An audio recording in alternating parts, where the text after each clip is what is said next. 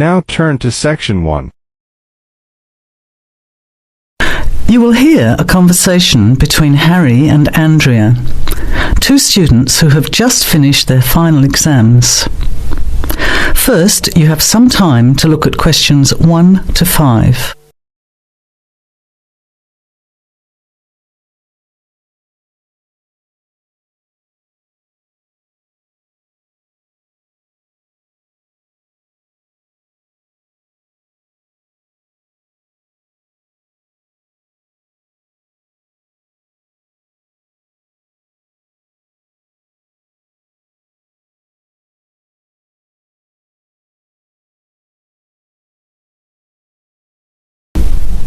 You will not hear the recording a second time.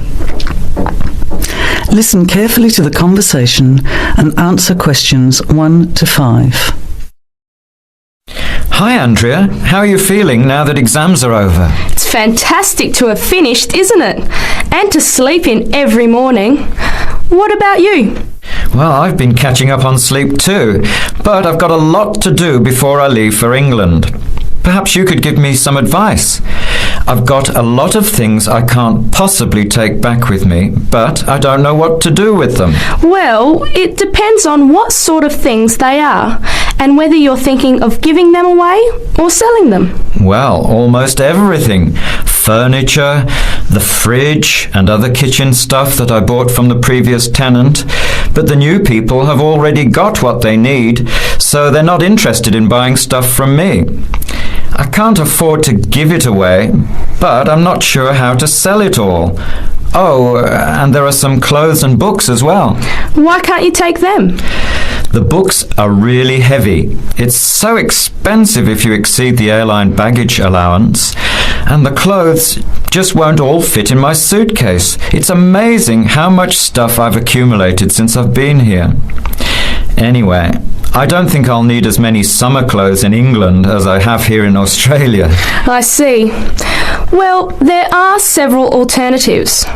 First of all, you could put up notices around the university about the books.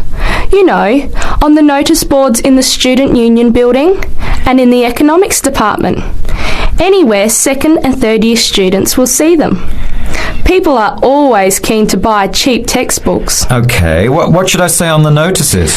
Just put the titles, authors, and price you want, your name of course, and maybe put your phone number on those little tear-off tags. That's a good idea. And what about the furniture? You could try doing the same thing, but usually students are away all summer, so they don't want to buy furniture now. Another place to try might be a second-hand shop. Someone from the shop will usually come around and give you a free quote, and then you can decide. But you don't usually get much money for that sort of stuff. Before you hear the rest of the conversation, you have some time to look at questions 6 to 10.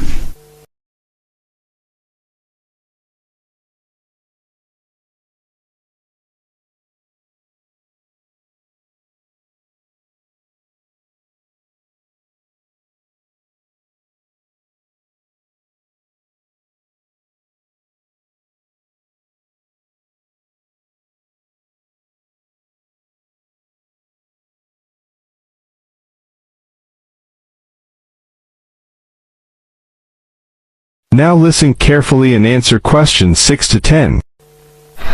Another alternative is to put an advertisement in the Trading Post.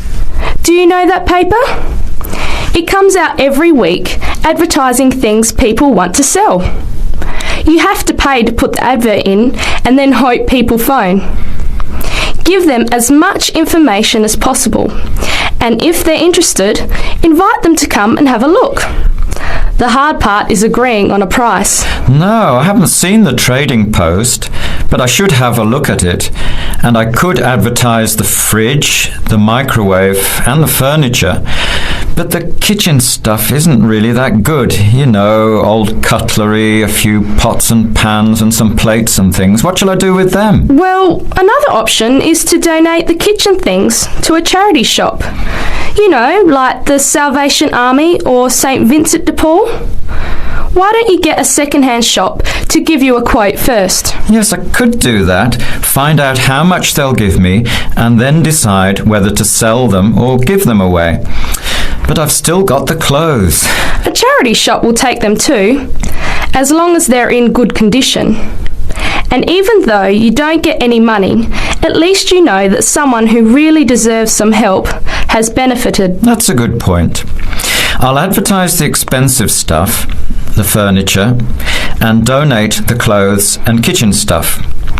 Let's go and buy a trading post and you can help me write the advert. Well, actually, I'm interested in buying the fridge and the microwave, depending on the price, of course. Okay, let's see how good you are at bargaining. That is the end of part 1. You now have half a minute to check your answers.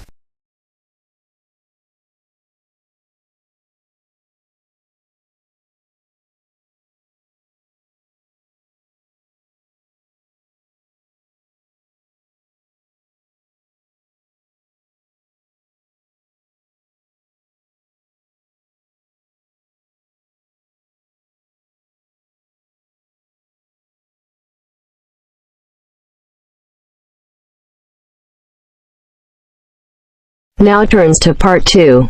Part 2. You'll hear a lecturer talking to students about a printing process. First, you have some time to look at questions 11 to 15.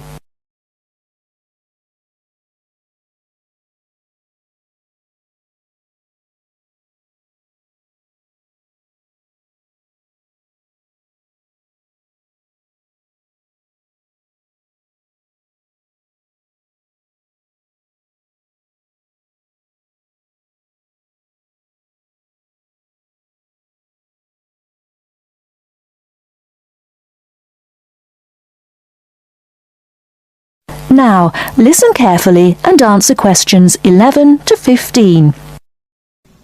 As I've made clear in earlier lectures, many different solutions have been proposed to the basic technological problem of getting meaningful marks onto paper.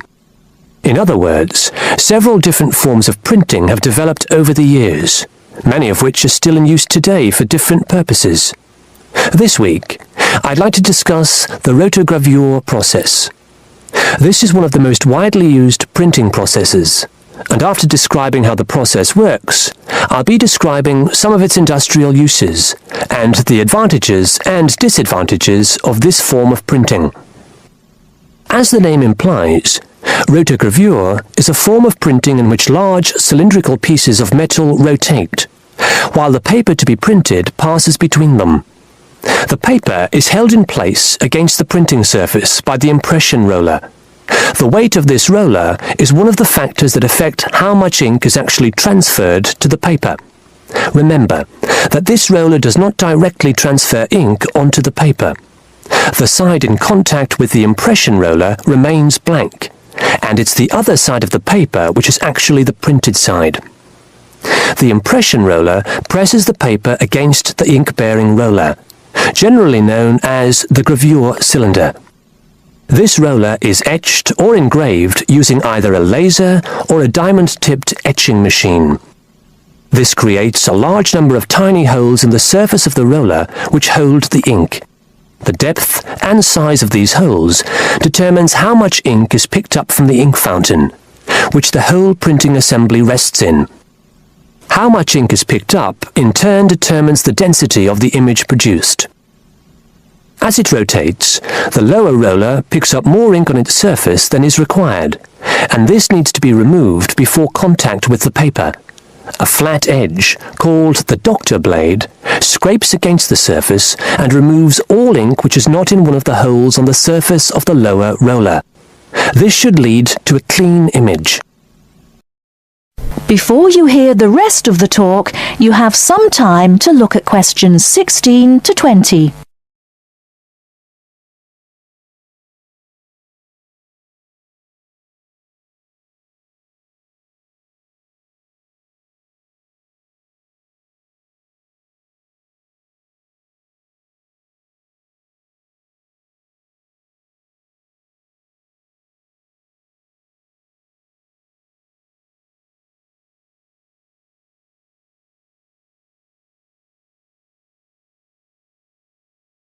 Now listen and answer questions 16 to 20. Now that we understand a little of the mechanics of rotogravure printing, I'd like to look at it in the wider context of the printing industry and discuss the main uses. One of the main advantages of the rotogravure process is that the amount of ink which can be transferred to the paper is high compared to other printing methods. This means that a broad density range can be produced. In other words, with rotogravure, it's possible to produce many different light and dark shades, making it particularly suitable for reproducing photographs and fine art. For shorter print runs, some other processes may give a finer image, but rotogravure is ideal for jobs that involve printing, for example, 1 million magazines. One common place where you'll see printed matter that has been produced by rotogravure is in the advertising material that is often inserted into Sunday newspapers. Of course, it's not just paper that can be printed by rotogravure. It's a very flexible process, since the rollers used can be made to any size required. Whether it's consumer packaging or large rolls of floor covering that need to be printed, rotogravure is a relatively cheap, quick method that is used in a variety of industries. This isn't to say that rotogravure is without its disadvantages. Probably the main drawback is the fact that, with large areas of color, the dots are visible, even without using any kind of magnifying aid. Now, does anyone have any questions about the rotogravure process? That is the end of part 2. You now have half a minute to check your answers.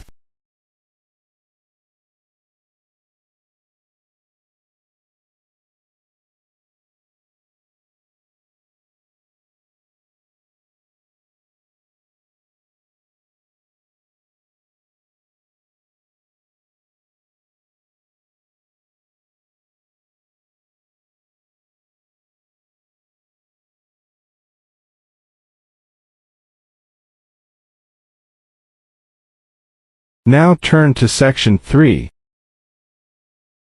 Section 3. You will hear two students, Ramil and Kirsten, discussing presenting a paper at an architecture conference. You now have 30 seconds to read questions 21 to 28.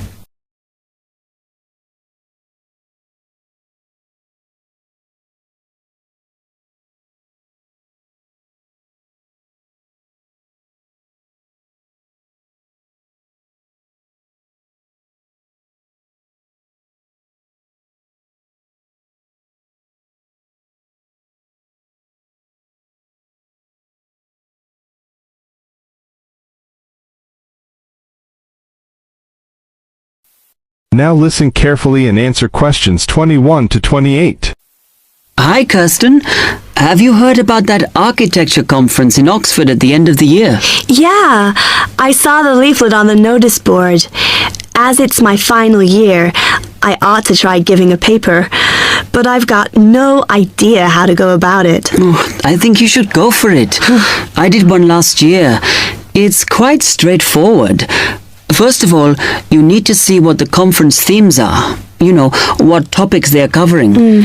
You can do that by looking it up on the website.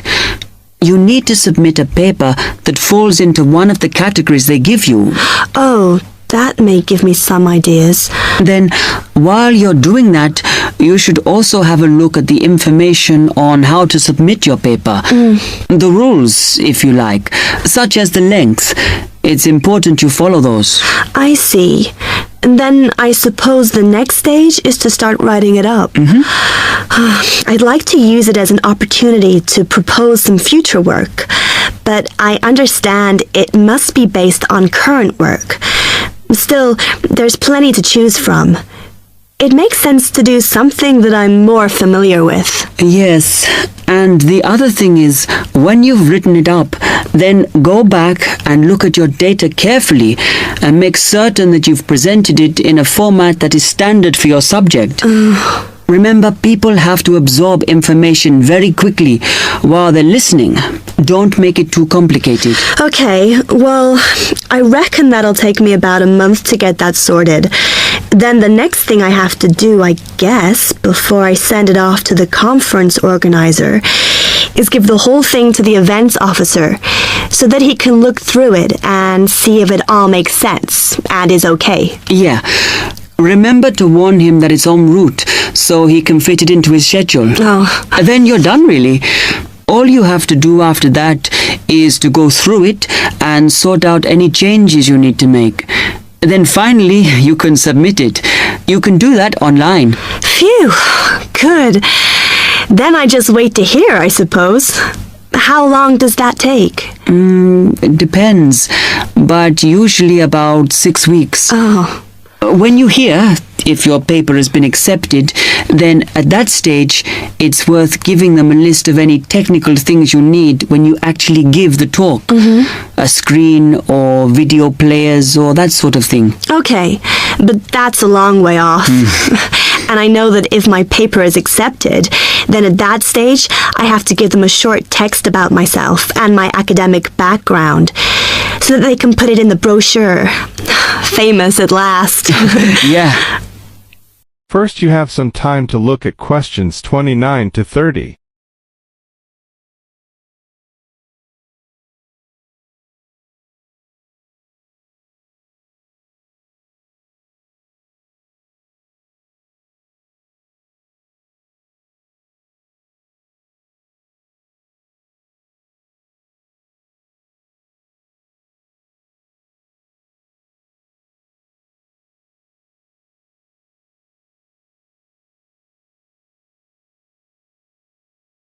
Now listen carefully and answer questions 29 to 30.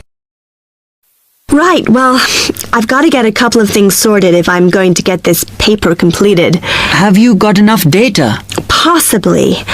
I'd like to reinforce some of it, though, so I thought I'd send out some more questionnaires. I was looking at that thesis that Angela wrote last year, and she said you need a sample of over 100 to be sure of your results.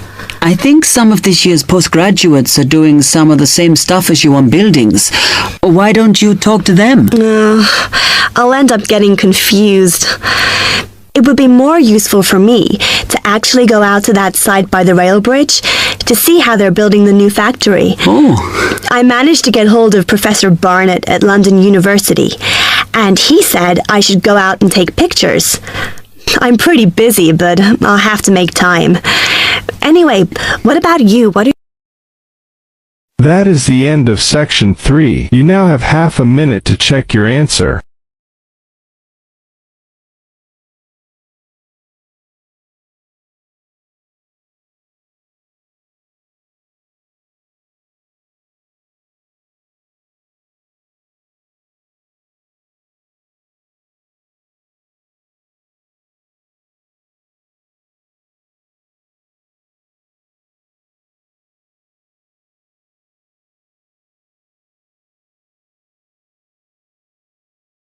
Now turns to part 4. Part 4. Listen to an interview. Mr. Brooks, Mark, Jean and Robert are being interviewed on the subject of friendship. First, you have some time to look at questions 31 to 40.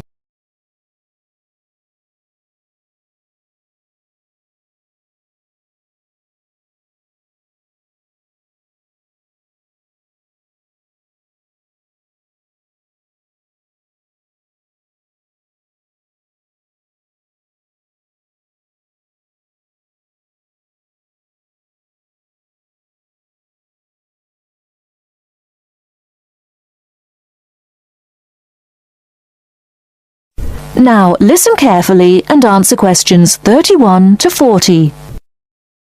I consider friendship to be one of the most important things in life, whatever your status, married or single.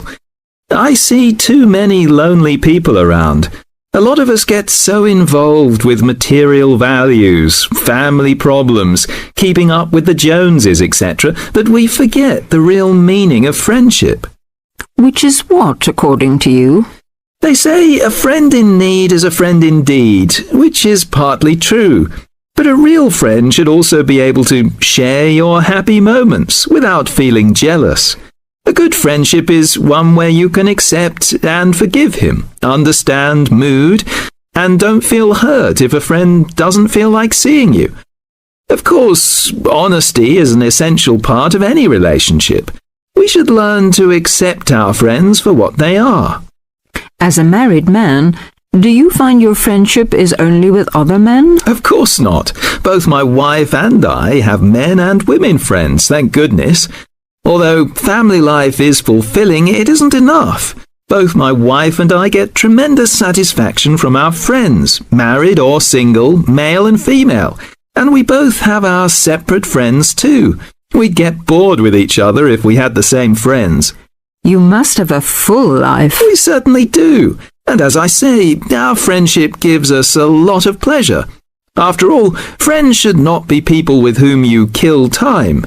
Real friendship, in my opinion, is a spiritually developing experience. I've never had a lot of friends. I've never regarded them as particularly important. Perhaps that's because I come from a big family, 2 brothers and 3 sisters, and lots of cousins. And that's what's really important in my family. If you really need help, you get it from your family, don't you? Well, at least that's what I've always found. What about you, Jean? To me, friendship, having friends, people I know I can really count on. To me, that's the most important thing in life. It's more important even than love. If you love someone, you can always fall out of love again, and that can lead to a lot of hurt feelings, bitterness and so on. But a good friend is a friend for life. And what exactly do you mean by a friend? Well, I've already said, someone you know you can count on. I suppose what I really mean is, let's see, how am I going to put this? It's someone who will help you if you need help, who will listen to you when you talk about your problems, someone you can trust. What do you mean by a friend, Robert? Who likes the same things that you do.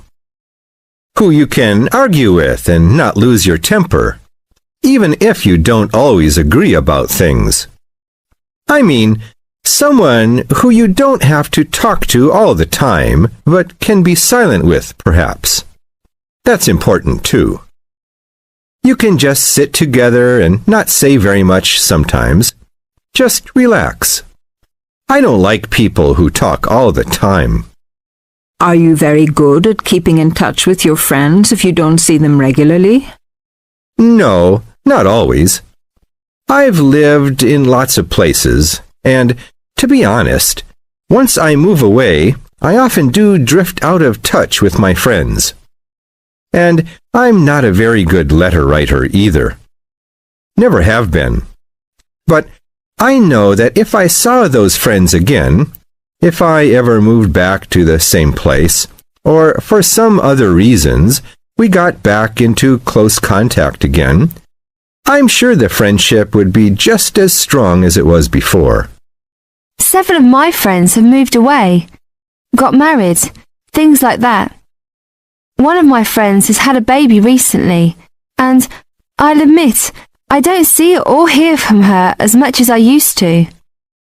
She lives in another neighbourhood, and when I phone her, she always seems busy. But that's an exception. I write a lot of letters to my friends, and get a lot of letters from them. I have a friend I went to school with, and 10 years ago she emigrated to Canada. But she still writes to me every month, and I write to her just as often. That is the end of part 4. You now have half a minute to check your answers.